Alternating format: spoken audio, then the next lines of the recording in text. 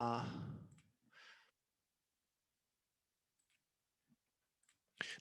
then we study another example of a circular object like a cylinder or sphere rolling down an inclined plane, and the rolling is a pure rolling, so there's no slipping between the two surfaces. The body just rolled down. And so let us assume that the moment of inertia of this circular object is beta mr squared. Now for beta is the numerical constant, it is dimensionless. And as you have seen in your previous calculation, the beta for a disk, a uniform disk, is 1/2. So that for a uniform disk, the moment of inertia is half mr squared. Now that is not only true for a disk with a zero thickness, but that is also true for a cylinder.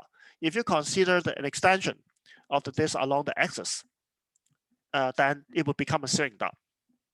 And for the cylinder, we still have the moment of inertia given by half mr squared, just like a disk without thickness.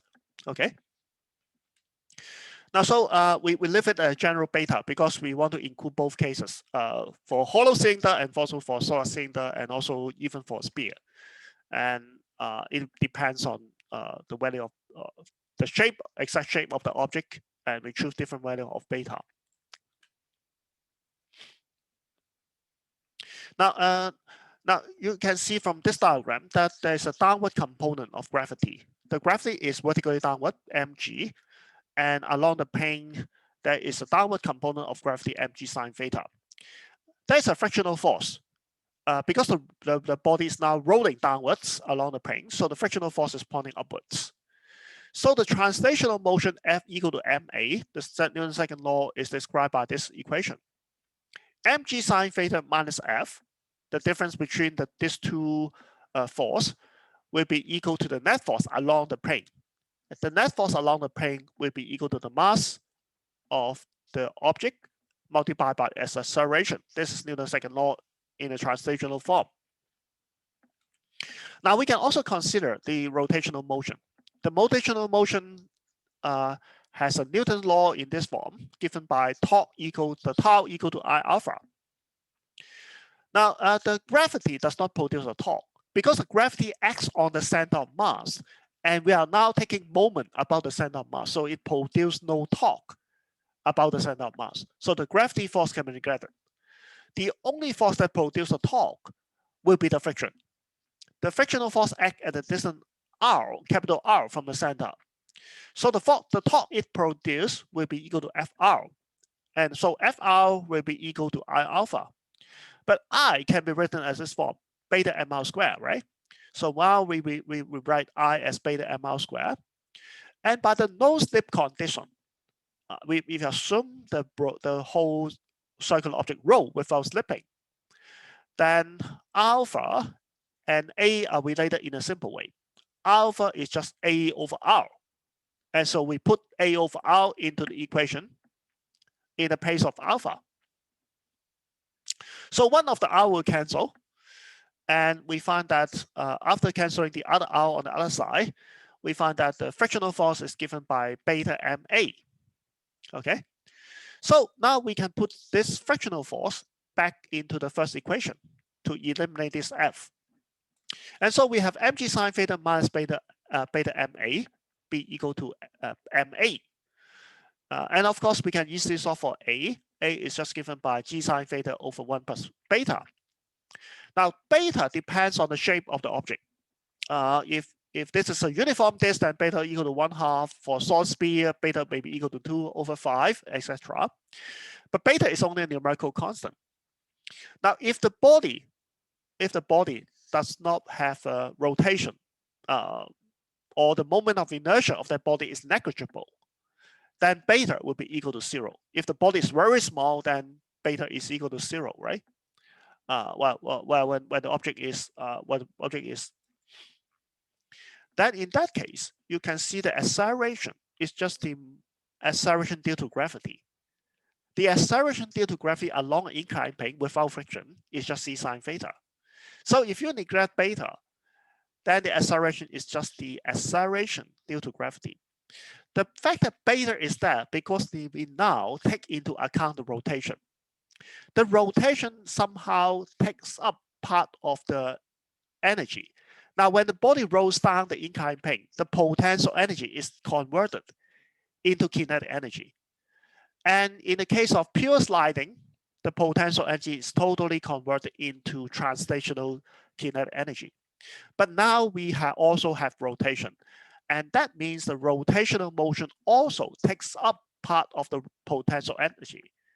And therefore, the acceleration, the eventual acceleration of the object will be smaller than that of the sliding motion. Okay, so it includes a factor of 1 plus beta. It means that the acceleration of the object, the acceleration of the center of mass is smaller than g sine theta. Okay. Now we can calculate the velocity when the cylinder has moved through a distance of s along the inclined plane. The formula is given by v squared equal to 2as because the acceleration is now constant. And a is given by this, right? So we replace the a by g sine theta over 1 plus beta. And the s is the distance along the inclined plane. So it can be translated back to the heights descended by the cylinder by this formula. S is just equal to h over sine theta, where theta is, of course, the angle of inclination of the plane. So we rewrite S as h over sine theta, and it happens that the sine theta cancel. And so the velocity after descending by height h is given by 2gh over 1 plus beta square root. Now you see again, without beta, if its rotation is negligible, the rotational effect is negligible, then the velocity is simply square root 2gh. But that is the velocity you obtain for a free falling object after descending a vertical height of h. So that is again the conservation of energy if you neglect rotation. But with rotation, it somehow reduces the final velocity by a little bit. It is square root 2gh divided by square root 1 plus beta. So it's less than square root 2gh. Okay? Because the rotation takes up part of the energy. Now we can also find the distance, the displacement, the falling time. Okay, we know the displacement along the plane is s, and so the time t can be solved by using s equal to half at squared. So t is square root 2s over a. S is h over sine theta as before. A is g sine theta over 1 plus beta. So we put it back, all the quantity back. And we find that the time t is given by square root 2 1 plus beta h over g sine square theta. So that is our answer. Now you can notice that the falling time will be larger. The time required for you to descend a vertical height h will become larger when beta is larger. Okay, so that depends on actually the shape of the object.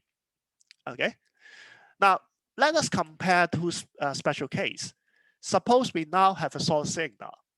A solid cylinder will have a beta equal to 1/2. Is that right? We calculated that before using the integration.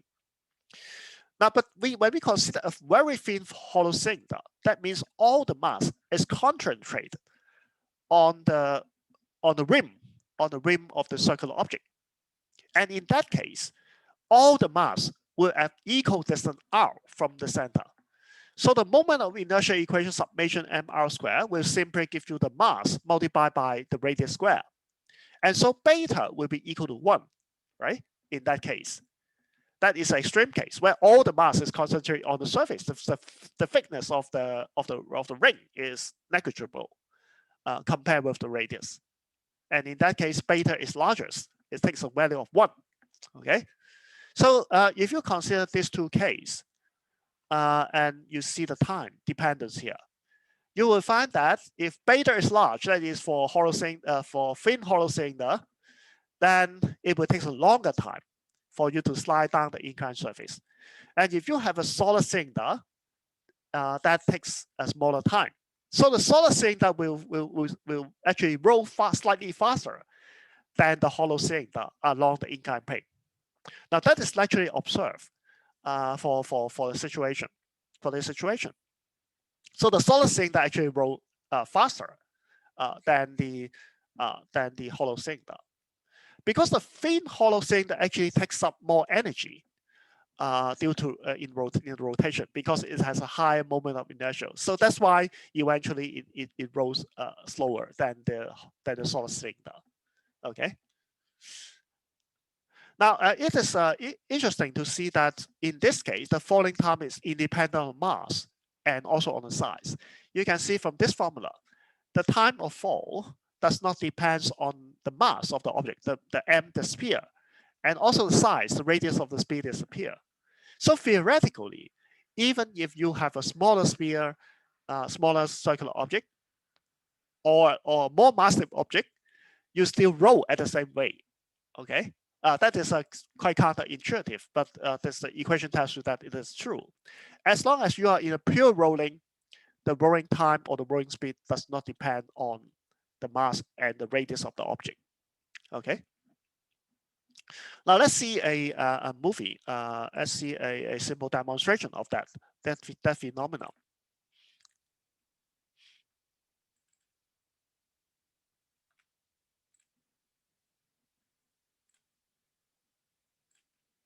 Again, I should share the screen with you like this. Hello， 大家好啊！咦，我哋今日有個斜板喎，究竟想玩咩咧？咁樣，原來我哋想玩碌嘢，碌咩咧？就係呢兩嚿嘢。嗱，咁你見到咧呢一嚿咧，其實就係一嚿鋁環嚟嘅，咁係用鋁做噶啦，咁就空心嘅。This is a hollow. 呢一個咧就係用木做嘅，大家見到係實心嘅一個木柄。This is a uniform ring. 咁大家見到咧，其實呢兩個東西咧，嗰個半徑咧係一樣嘅。They have the same radius and same mass. 一個咧係空心，一個實心。One is hollow and one is 做出嚟咧，嗰個重量咧都係一樣嘅。嗱，我哋不如磅下佢啦。個鋁環嘅重量咧就係197.7個 gram， 而個木柄嘅重量咧就係197.3個 gram， 咁就爭咗好少嘅啫。咁而家咧，我想問大家一條問題啦，就係如果我將呢個鋁環同呢個木柄一齊咁喺呢個斜板度碌落嚟，邊個會碌得快啲咧？嗱，我哋而家開始比賽咯喎，睇下邊個碌得快啲嚇。準備1、2、3。嗱，我相信大家都睇得好清楚㗎啦。咁咧就係個木柄碌得快啲嘅。嗱，大家唔好忘記喎，佢哋兩個咧質量一樣，半徑一樣，唯一嘅唔同咧就係一個實心，一個空心。咁其實咧就係個質量嘅分佈嘅問題。嗱，點解質量嘅分佈會令到有啲嘢碌得慢啲，有啲嘢碌得慢啲嘅咧？咁其實咧呢個同一個轉動嘅觀念咧好有關係嘅。嗰個物理觀念咧就叫做轉動慣量。嗱，我哋一陣間就用一個簡單嘅示範咧解釋下乜嘢叫做轉動慣量。嗱，今次咧為咗呢個示範咧，我特登揾咗個朋友幫我手喎。呢個係邊個咧？噔噔噔噔。佢就係小肥 ，OK。咁小肥要做啲咩咧？原來攞你兩個重錘喎，你將兩隻手咧伸開先，係啦，就係咁樣啦。嗱，咁一陣間咧，我就會喺轉盤上面咧轉動小肥嘅。咁跟住咧，佢轉咗兩個圈之後咧，佢就要收縮佢張手，將兩個重錘咧攞埋心口度。我哋睇下會發生咩事嚇。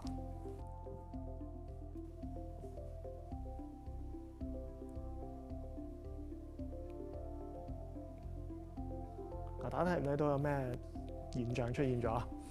咁咧，其實咧，當佢收縮雙手嘅時候咧，佢越轉越快嘅嚇。咁呢個點解咧？原來呢一個咧就同佢身體個轉動慣量咧係有關係嘅。咁咩叫轉動慣量咧？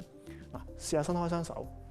嗱，呢兩個重錘，當佢伸開雙手嘅時候咧，距離佢身體轉動嘅軸心咧個距離比較遠嘅。There's a larger distance between the mass and the rotational axis. 如果個距離越遠嘅話咧。So summation MRI square is larger. So there's a larger moment of inertia. 身體咧越抗拒轉動，越難被轉動。It's harder for us to start the rotation. 嘅時候咧，都唔係轉得好快嘅啫。好啦，當佢收縮雙手嘅時候咧，你發覺呢兩個重錘咧，距離個身體嘅轉動 It's closer now to the axis of rotation. 咁咧 So the moment inertia gets smaller. 佢個轉動慣量咧就會好細啦。好細嘅意思就係話佢咧 The body is easier to turn. 好輕易咁俾人轉動咗。於是咧，佢收縮雙手嘅時候咧，就會轉動得快咗好多啦。So the moment of inertia decrease and the rotational speed increase. 頭先嘅實驗嗰度啦。頭先我哋咧碌呢兩嚿嘢，一個鋁環， Now 一個咧係木 we 餅。 compare the solid and 嗱， the 佢哋兩 hollow 個咧 cylinder. 嗰個半徑同埋質量咧都係一樣嘅。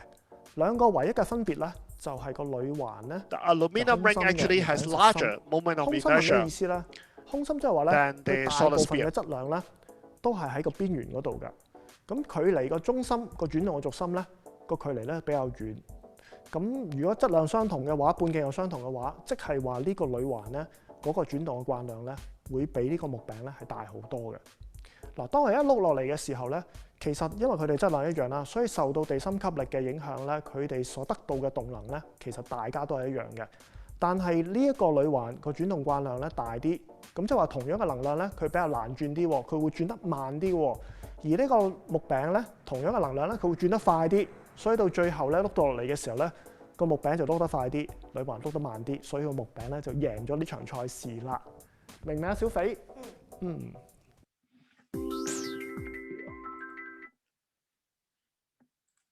Okay, so this is a interesting demonstration. Now,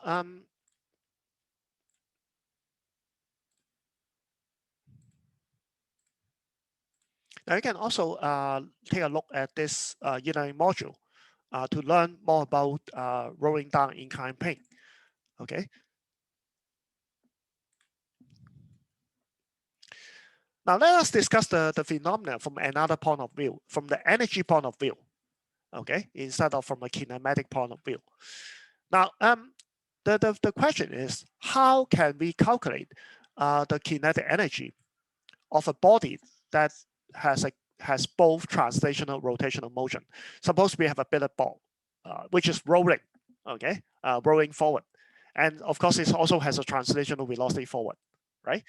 Now, for translational partial velocity, we know that it is half mv squared. But that hasn't taken into account the rotational part of the kinetic energy. But how do we account for the rotational part energy? Well, the answer is like this. For a body which has both rotational and translational motion, the kinetic energy will simply add up. Okay.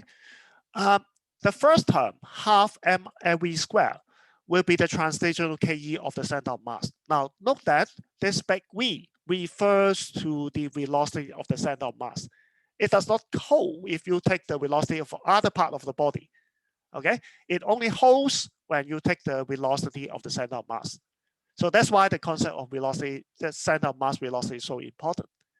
The kinetic energy does only depends on the center of mass velocity, and it's added to the rotational term, which contain the rotational energy half I omega squared, also measure relative to the center of mass. So this omega is actually not an arbitrary omega, but the rotational angular velocity of the body relative to an axis on the center of mass. Okay, so that contributes the term of half I omega squared. Now the two terms can be added together to give you the total kinetic energy. Now, but in fact, the addition of these two terms is not trivial. Now, because when you remember what we have discussed before, like this, in this situation, different parts of the rotating body, this body is rolling forward, but different part of the body actually have different speed, right? So the half mv squared of this different part of the body are different. They do not have the same consistent speed, okay? So it is actually very difficult to add up all the half mv squared because the v that depends on position, and you are now adding up all the half mv squared of the masses at different position on the circular object. So that is not an easy addition, but a theorem in rotational motion just tells you that if you are doing that summation at the center of mass, then the kinetic energy can be separated in a very nice way. It can be separated into a term that produces translational energy only, and a term that produces rotational energy about the center of mass. But that proof, that theorem is not trivial. You have to do a calculation to prove that it works. And it works only if we calculate both Ke relative to the center of mass, but not the other point. Okay, now so the proof is not trivial, But please believe it, it's at this moment, we will also be back to this problem at the end of the chapter. We will leave this problem as an extension of our discussion. Okay. Now let us go through this problem again, but now in terms of energy. We consider the total kinetic energy as a sum of the translational kinetic energy and rotational energy. And I, as we say, can be written as beta mr squared.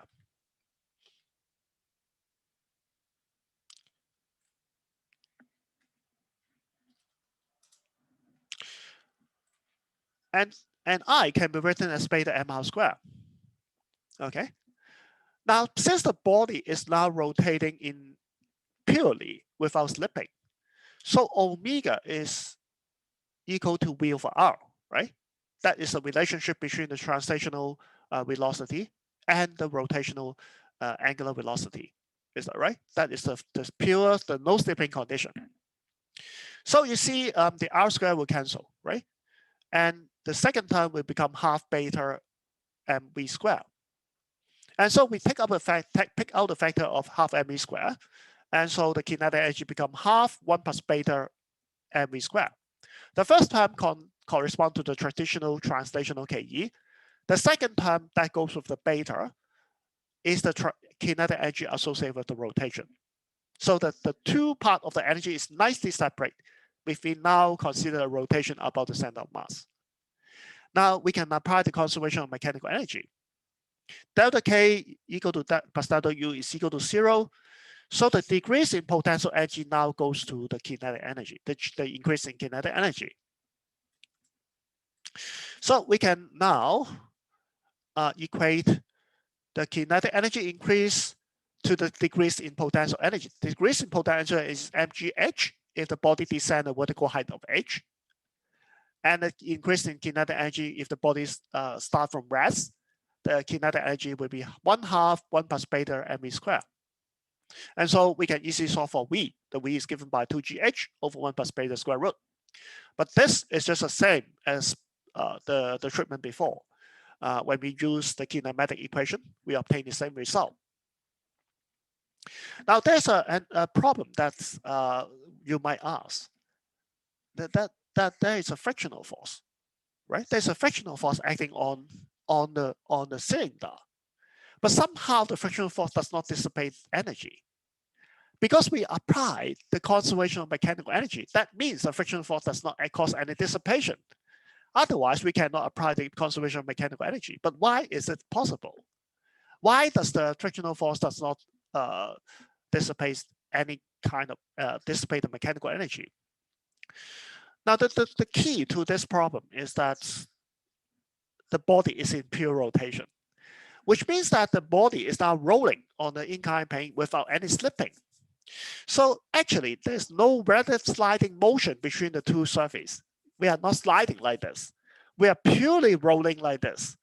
So when there is no relative motion between the point of contact with the inclined plane, there's no relative motion between the two.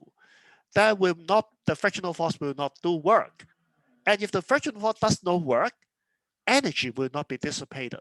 And therefore, we can apply the conservation of mechanical energy. Now you see from a previous discussion, if you remember the slide, when a body is in pure rotation, the point of contact actually has a 0 velocity relative to the surface. So there's no relative motion between that point of contact with the surface, right? And that will not cause a frictional force to do work, okay? And so there will be no energy dissipate. Even though if frictional force exists, the frictional force does not dissipate the energy, does not do work in this case, okay? So that's a very special case, okay? That the frictional force does not do work, okay? Now this is a very simple example of a ball rolling down a semicircular track. It rolls down a quarter of the track, okay? And so the ball, because a uniform ball has a value of beta of 2/5, so you are now required to find the velocity of the ball when it rolls to the bottom part of the track. if the radius of the ball is much smaller than the radius of the track. Okay, the radius of ball is small r. We assume small r is much smaller than the radius of the circle of the track, capital R. Now, how to handle this problem? We use the energy. The energy is more convenient for us to calculate it, right? Now, we follow the previous discussion on the kinetic energy. And only we replace the big R with the small r now, because small r now refers to the radius of the sphere. Okay, so the direction is the same. We still obtain the kinetic energy in this form. It doesn't change, right? So it becomes, the kinetic energy terms become 1/2 1 plus beta mv squared. But the beta is now 2/5 for uniform sphere. Okay, and this is the kinetic energy gain. The potential energy loss is due to the descent of this ball. It descends by vertical height equal to the radius of the track. So the potential energy decreases mgh. So after canceling the m on both sides, we find that the v is given by 2gh over 1 plus beta square root. Okay, so that is the answer. Sorry, I should write, forgive me, I should write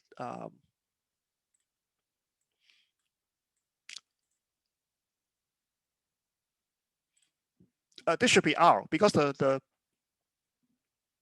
speed now descend at a vertical height of r, which is equal to the radius of the track.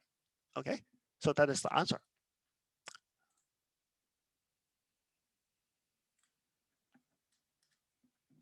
Now we can also discuss a bit about equilibrium. Now, in high school, we learn about the equilibrium of, for example, a lever system. Right? Now we want to make it more formal by using more sophisticated mathematics. We want to express the quantity in terms of the center of mass value. Now, for example, if you have a extended body, and the body is now hinged along an axis, I call O. Okay, suppose you have a pin. You pin the body towards a foam board, and so the body is now free to rotate about that hinge, about that axis. Okay, so O is the axis pointing off the page, and so now the whole body is free to rotate about the axis O. Now Cm means the center of mass of that body, and in this coordinate we find that at this position we find that the Cm is at the vertical distance of x from the axis. Now I only count this horizontal distance because I'm only counting the x coordinates. Okay, I only counting the coordinates, x coordinate that is perpendicular to the weight of the object. The weight is vertical downwards, and the perpendicular distance is x, which is perpendicular to the weights. Okay. Now, so when I consider a general mass, a single piece of mass in the body, I label it mi. The weight is vertically downward, so I have mig. The coordinate of this mass is xi. The x coordinate of the mass is xi. So the moment of force, or the torque it produces about the hinge O, about the pivot O, is mig, the weight, multiplied by the perpendicular distance xi. So if I form a summation over all this point mass over the whole body, I get the total torque. Okay, mig xi is the torque produced by the mass mi about the axis O. And if I form a summation of all the contribution of the mass, the torque of all the mass, then of weight of the mass, then the total torque is given by this summation.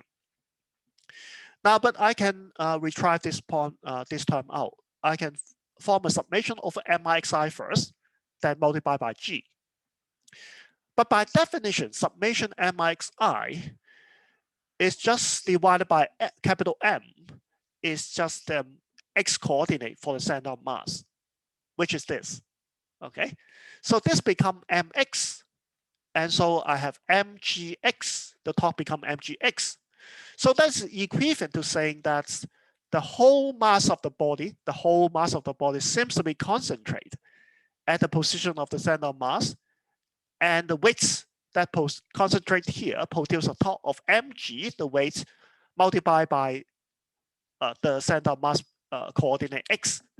Okay, so you can treat the torque produced by the weight of the extended body as if all the mass being located at the center of mass. You just use the center of mass position to calculate the torque, and that will be true for the whole body. Okay, so that is the trick. That's why we emphasize so much on center of mass, because when we know the center of mass, we can use the center of mass to calculate torque of the weight of the whole body. We do not need to calculate point by point over the whole body. We just use the center of mass position to represent the torque of the whole body. Okay. And the same is for the potential energy. Now we consider the Z coordinate. Suppose the center of mass is at a distance Z, capital Z, above a certain reference level. And the general point mass inside the object, Mi, is at a distance Zi above the reference level. So the potential energy will be the weights of the mass Mi, Mig, multiplied by the heights Zi. All right. When I take a sum of over all the point mass inside the body, it gives you the total potential energy. But again, the summation Mi can be replaced by the capital M, the total mass, multiplied by the center of mass position, the center of mass height above the reference level, right? So this becomes mz, and the expression finally becomes mg capital Ez. So again, we can replace the whole body by the center of mass. We can imagine the total mass of the body be concentrated at the center of mass position. And we use that point with our standard formula mg to calculate the potential energy of the whole body. Okay, so the gravitational potential energy of extended body is the same as if all the mass of the body is located at the center of mass. So the center of mass position is very convenient. It helps you calculate the torque of extended body, and it also helps you calculate the energy, the potential energy of the extended body. In those cases, you just treat all the mass to be as a point mass distributed at that point. Okay, and you use the formula you learned in high school to calculate the moment and the energy and the potential energy. Now, suppose we have extended body, and the center of mass of that extended body is not lying directly below the point of suspension. Now, this line, this is the axis O, and this is the vertical line of this is the vertical direction. And if the center of mass is not lying directly below the axis, then the center of mass will have a weight mg, and that weight will produce a torque about the axis O, right? Is that right? And what is the torque given by? Well, we consider the whole mass to be concentrated here at the center of mass, and if it at a distance capital R from the axis O, and this line makes an angle theta with the vertical direction, then the torque due to the weight of the object is mg r sine theta. Okay, mg is of course the weight of the object, but if the weight acts on the center of mass, the perpendicular distance between the center of mass and the axis is this. This length is r sine theta. This length is r. This angle is theta. So this length is r sine theta. So we have mg r sine theta as a torque. Now you can see the direction of the torque will tend to rotate the object in a clockwise direction in this figure. And that will tend to decrease the angle theta. Okay, so theoretically, if we also want to include a direction, we should include a minus sign. The minus sign means the torque is now tending to decrease the angle.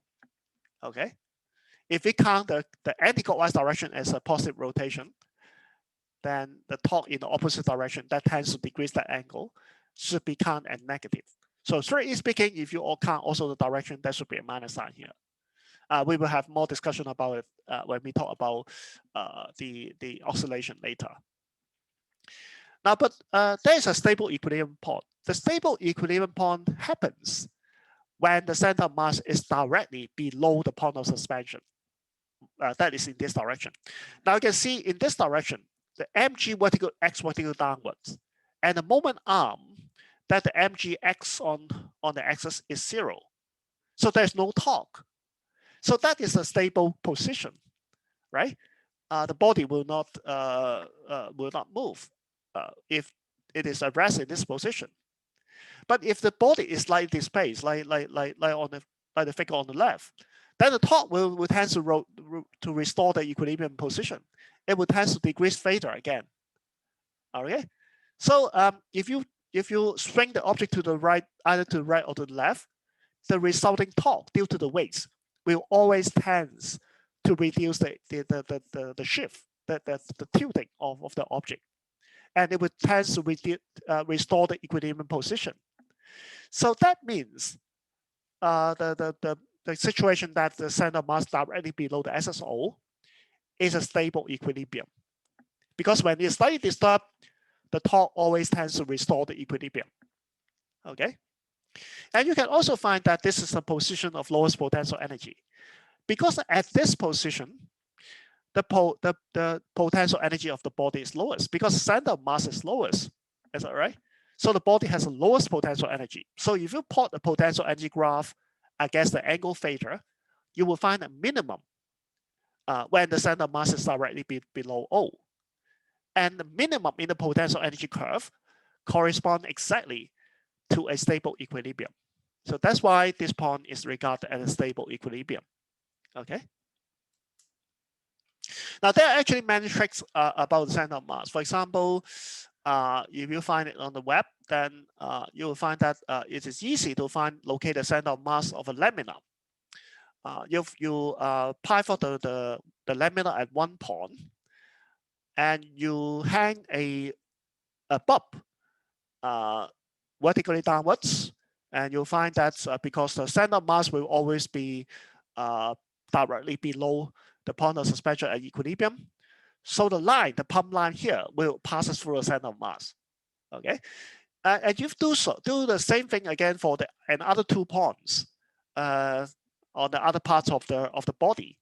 Then you got 3 lines, and you will find that the 3 lines, because they all pass through the center of mass at equilibrium, they will cross each other at exactly the position of center of mass. That is how you can find the center of mass of the body. Okay. Now this is another demonstration. It's a clock attached to 2 frogs, and it's suspended by a match at the rim of a cup of a glass. Okay, and surprisingly, you'll find that equilibrium very stable. Now the reason is the frog actually swing backward, and the center of mass of this system is actually below. It's somewhere here. It's actually below the point of suspension. So when you slightly move, you slightly move the center of mass up or downwards, the torque produced by the center of mass will tend to restore the equilibrium, because it is directly below the point of suspension. And so that is why it is a stable equilibrium. Okay, it is quite stable even if you burn the matches. The clock seems to be rather stably suspended at the rim of the cup without falling. Okay, so that is an interesting trick. It's quite counterintuitive. Okay. Now we can apply what we have learned to solve this problem using energy consideration. Suppose we have a uniform rod hinged about one end, and the rod is now released at an angle theta that is mixed with the vertical direction. Okay, it's released from rest in this position, and we want to find the angular velocity of the rod when it passes through the lowest position. When this is vertical position, we want to find the angular velocity of the rod. So we now can apply the conservation of energy, because we know how to calculate the potential energy using the center of mass. Now, initially, the center of mass is at a height L over 2 cosine theta over 2. L over 2 cosine theta below the point of suspension. Why? Because the center of mass is at the middle point, so it is at the distance L over 2 from the pivot point, right? This distance L over 2. If this angle is theta, okay, then the vertical height is L over 2 cosine theta. This is the initial position of the center of mass. The final position of the center of mass when the work is vertical is, of course, L over 2. So the difference between the two heights will be L over 2 minus L over 2 cosine theta. That is the difference between the two heights. Okay? If you multiply the difference between the two heights with mg, you got a change in potential energy. And we use the negative sign here because the change in potential energy is negative, because the system now has a decrease in potential energy. So mg delta h, the change in heights, multiplied by mg with a minus sign is the potential energy change. The kinetic energy change, the kinetic energy is for rotation about the axis is half I omega squared. But I is the moment of inertia of a uniform rod about one end. This we have calculated before, right? Using integration. And this square of I is 1/3 of ml squared. Okay, so we put it back to this equation. And so we got this term. And when we equate the decrease in potential energy to the increase in kinetic energy, delta K per delta U is 0. And that's give you this equation. And you can solve for omega now. And omega will then be given by square root 2g, 3g over L, 1 minus cosine theta. That is the angular velocity of the rod when it passes through the vertical orientation. Okay, so that is how we solve the problem. Now, there are actually many interesting tricks about center of mass. If you put 100 milliliter of water, take an empty Coca-Cola can, soft drink can, and you put in 100 milliliter of water, and you will find that it can be suspended rather stably while being tilted at this angle. Now, the reason is that the 100 milliliter of water just makes the center of mass position directly above a flat area at the rim, at the base of the base corner of the can. So that's why it can be stably supported by that area. Okay, if you stack books one by one at the top, you will find that after you stack a few, you will find that the top one will have a center of mass position that goes beyond the rim of the table, but still it is stable. Okay, so there are a lot of tricks about the center of mass thing. Now, in the next lecture, we will discuss more about equilibrium position. For equilibrium, we actually need two conditions now. Now, these two conditions you learn in high school. The first one is for translational equilibrium. It means that the body is now not moving. And if the body is not translationally in motion, the momentum is 0. And the condition that gives you the momentum 0 is that there is no net force acting on the object. So the first requirement for equilibrium is that there is no total net force acting on the object is 0. But that is not enough. You also have the rotation. And the rotation is given by angular momentum, right? So if you require also the angular momentum to be 0, that you require that the body is not rotating, then the Newton's second law for rotation gives you the 0 torque because L is 0. So the second condition for equilibrium is that the total torque, the net torque, acting on the body is 0. So there are two equations that give rise to the equilibrium of the body.